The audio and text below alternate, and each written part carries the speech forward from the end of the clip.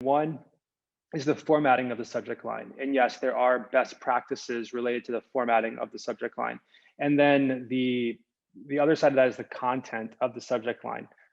Best practices are showing things like don't use punctuation, don't use numbers, don't use symbols. These all have an impact. This is data from SalesLoft on decreasing open rates. But I think the most important one around formatting is the length.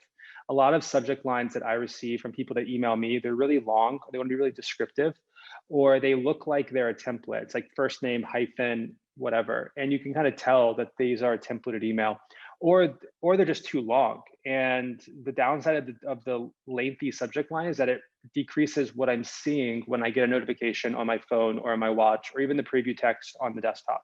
Now, when it comes to the content of the email, I think use your best judgment on, is this something that would stand out or be interesting to me? Personally, if I've done the research on someone and I'm doing personalization, I know something about them, I might incorporate that in that subject line, something that is going to like make sense to them in these 2 or 3 words that I have.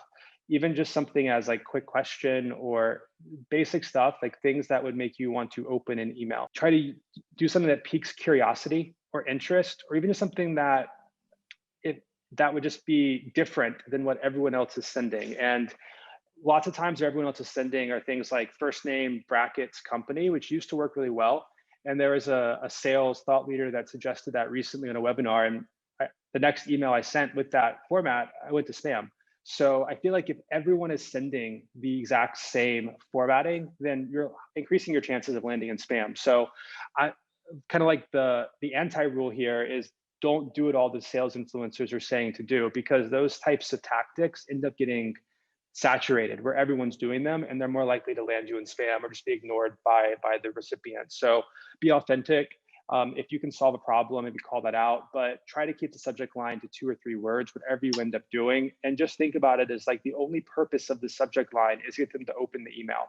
So the subject line plus the first sentence is what they're going to see, and that's what makes them decide if they're going to open. So a lot of times people will use a subject line that is like the first or the intro, and then that first sentence kind of continues that thought to kind of hack around getting a longer thought into the subject line.